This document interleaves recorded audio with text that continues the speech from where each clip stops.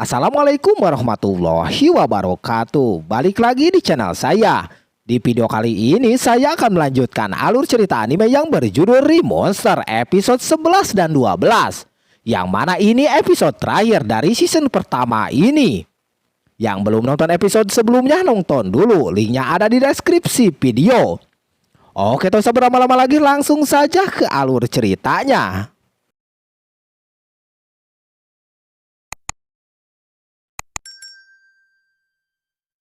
Anime dilanjutkan kembali. Setelah itu ketika mereka sedikit lagi bakalan nyampe ke tempat tujuan, tiba-tiba si cewek pandai besi dan cewek ilmuwan tiba-tiba saja mengandung seperti itu. Karena si Goburo sudah pernah mengalami atau melewati hal semacam ini, dia tidak panik. Goburo terlebih dahulu bakalan mencari tempat yang dekat dengan air sungai terlebih dahulu untuk melakukan persalinan. Setelah nyampe di sana nampak semuanya berjalan lancar. Ini awalnya mereka menolak. Si Goburo menawarkan siapa yang menang akan diberikan 10 plat perak seketika peminatnya tambah banyak, dan untungnya 3 sejoli itu bisa mengalahkannya dengan sangat mudah. Dami dan Gatel pengen ikutan ribut juga di sana. Ketiga orang ini terharu karena kemampuan mereka seperti berkembang. Terus si Goburo memperkenalkan dirinya kalau mereka dari tentara bayaran bernama Parabellum. Setelah dari sana si Goburo main-main ke pasar bersama Dami dan si rambut merah. Di sana si Goburo membeli sebuah kamera jadul yang mana itu kamera ada di dunia dia sebelumnya. Jadi lumayanlah buat moto anak-anaknya.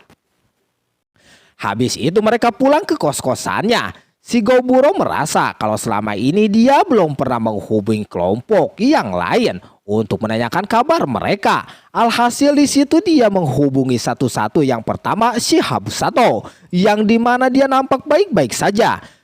Dia membeli banyak buku di sana, walaupun dia kagak bawa uang banyak, tapi berkat dia nolongin orang, dia bisa dapat banyak uang untuk beli buku. Terus selanjutnya si Goburo menghubungi yang mempunyai mata banyak. Dia terlihat sedang menerawang dari berbagai tempat menggunakan kemampuannya. Nampak dia juga baik-baik saja, tidak ada kendala.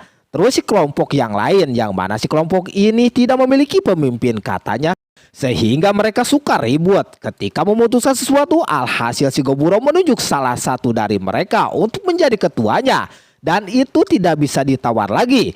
Terus ada satu kelompok lagi, yakni kelompoknya si Gobokichi. Pas dia mau berkomunikasi, seketika dia punya pirasat kalau dia bakalan matoy. Ini pirasat yang jarang dia rasakan. Keesokan harinya mau gak mau Dami memastikan keadaan si Gobokichi. Dia meminta izin kepada si Tuan Putri untuk ke tempat si Gobokichi terlebih dahulu.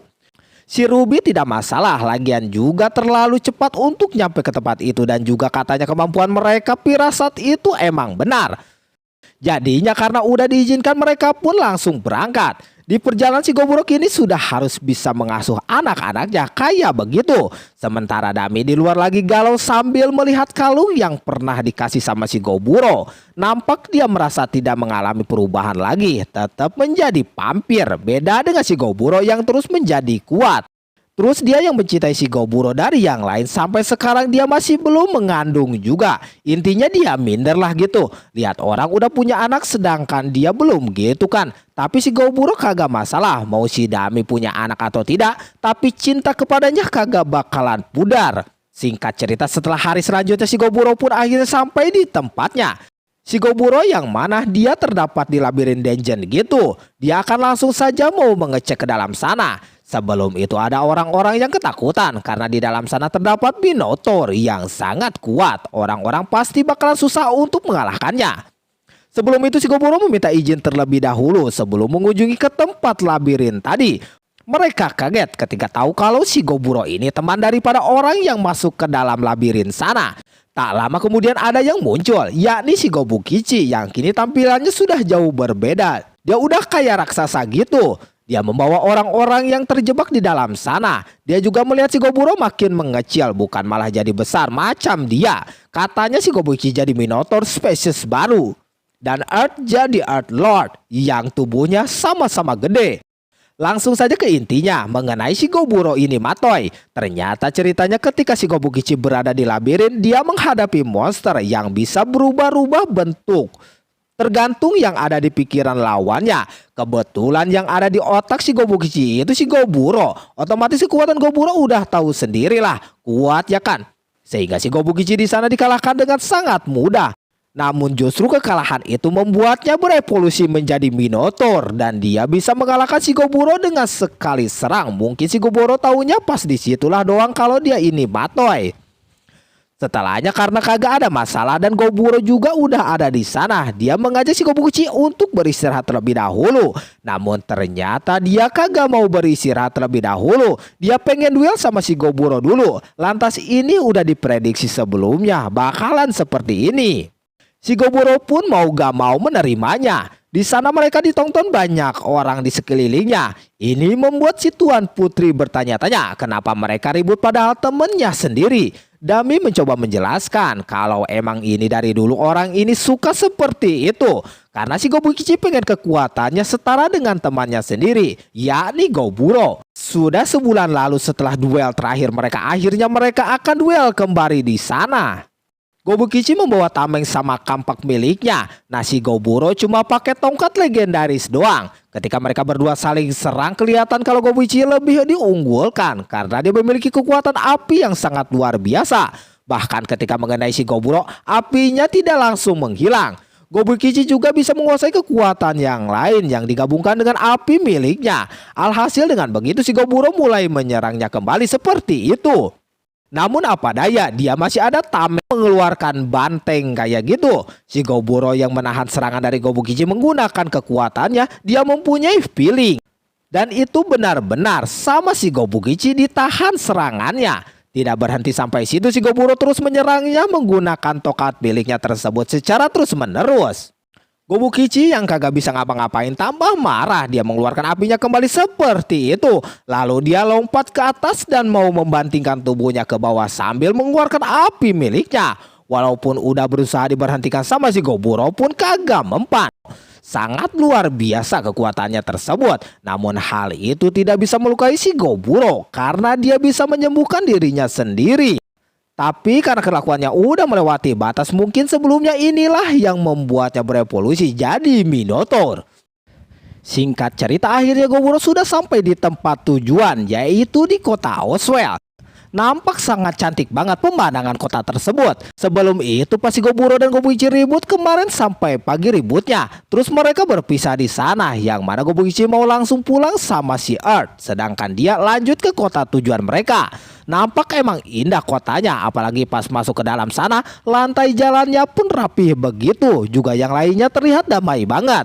Si Ruby langsung mengajaknya ke istana. Sesampainya di sana, katanya itu sampai tinggalnya keluarga kerajaan yang dimana sebenarnya kota itu milik si Ruby.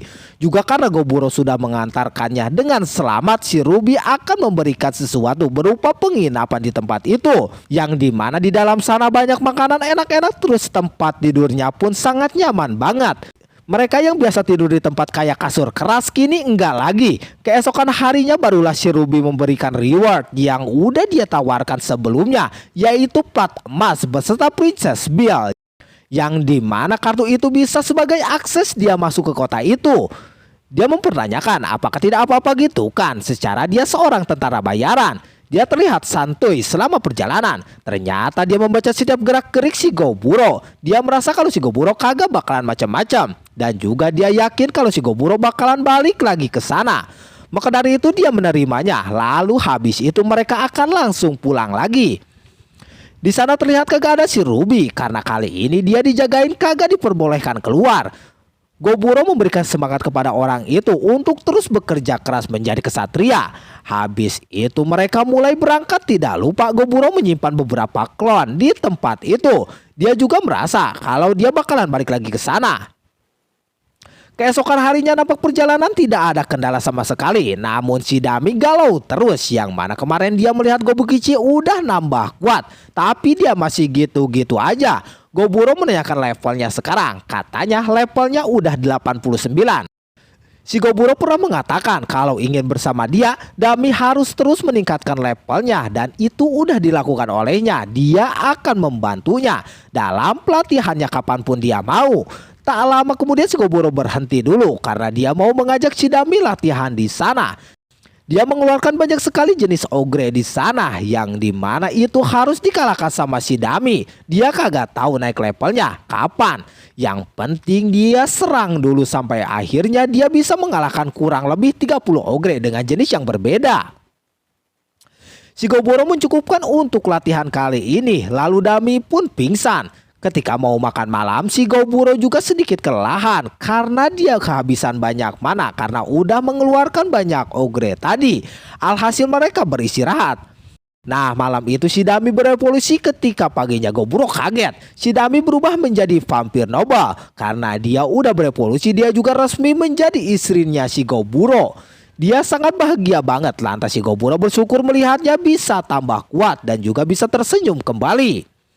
Setelah Goburo melakukan perjalanan selama sehari lagi, akhirnya mereka sampai di tanah kelahirannya mereka. Goburo udah kangen sama tempatnya yang gelap dan juga sempit. Namun tanpa disangka-sangka, goa yang dulunya monoton, gelap dan sempit tiba-tiba saja udah kayak istana gitu. Megah banget. Ternyata selama ini si Goburo pergi para bawahannya melakukan pekerjaan untuk membangun itu tempat. Dan juga dibantu oleh Earth dan Gobukichi untuk mengangkat barang-barang beratnya. Pokoknya udah mantap dah. Habis itu si Goburo diajakin untuk berkeliling tempat itu sama si Gobukichi. Tak lama kemudian si Seini datang dan memberitahu kalau si Gobji atau kakek botak kita akhir-akhir ini sakit. Sekarang dia terbaring di kamar. Terlihat si Goburo langsung menghampirinya. Dia udah tahu kalau si kakek botak kesayangan kita Gobji umurnya kagak bakalan lama lagi. Dia di sana memperkenalkan anak-anaknya kepada si kakek sebelum dia meninggal. Dia merasa seperti nostalgia yang dimana dulu si Goburo lah yang ditimang sama dia. Tapi kini udah mempunyai anak. Dia juga menyampaikan kalau si Goburo sudah berevolusi menjadi Apostle varian.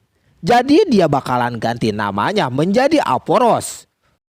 Terus dia juga mengenalkan si Gobukichi yang jadi Minotaur. Ganti juga jadi Minokichi. Terus ada Earth jadi Lord Earth varian. Lalu Dami jadi vampir noble. Dan yang lainnya. Dia merasa kalau si Goburo sangat malas memberikan nama orang-orang. Padahal dia sendiri aja ngasih nama kayak gitu. Setelah mengatakan hal tersebut, tiba-tiba saja dia terbaring lagi. Dan di situ pun dia tutup usia. Namun ada yang unik jir. Itunya berdiri banget. Bisa-bisanya udah mati bisa kayak gitu. Setelahnya Goburo melakukan upacara untuk si Gobji di sana. Si Goburo bilang ini serasa cepat menurutnya. Umur si Gobji saat ini menyentuh 20 tahun. Dia kagak tahu hitung-hitungan usia goblin kayak gimana. Tapi si Goburo bakalan memanfaatkan waktu dia di dunia itu sebaik-baiknya. Karena demi untuk menghormati si kakek, si Goburo bakalan mengadakan turnamen kecil-kecilan. Yang dimana turnamen itu bakalan dipakai sebagai ajang pembuktian. Siapa yang paling kuat berarti dia akan memimpin. Si Goburo terlebih dahulu membagi-bagi untuk lawan-lawannya. Di sana si rambut merah lawan si armor besi, yang dimana si rambut merah udah bisa memperlihatkan kekuatannya kayak begitu. Selanjutnya Obusato dengan si Dami, lalu si Obusei dengan si Earth. Dan pertarungan akhir si Goburo melawan si Gobukichi, yang dimana rivalitas dari kedua orang ini tidak pernah pudar. Tapi Gobukichi jadi termotivasi menjadi kuat gara-gara si Goburo juga jadi berterima kasih di sana. Tapi hasil tidak berubah, tetap si Goburo pemenangnya. Dan juga di sana dia mengumumkan pemenang dari kedua sampai seterusnya. Si Goburo merasakan kalau bawahannya kini sudah bertambah kuat lagi seiring berjalannya waktu.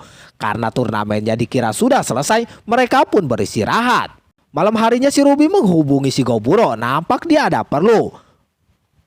Ruby mempunyai pekerjaan untuk si Goburo, nampak katanya itu pekerjaan yang sangat mudah untuknya.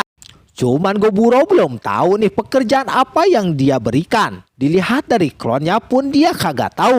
Terus dia menawarkan hal yang lebih besar, yaitu dia bakalan membuat si Goburo dikenal banyak orang di luaran sana. Lantas hal ini tidak bisa dia tolak ya kan.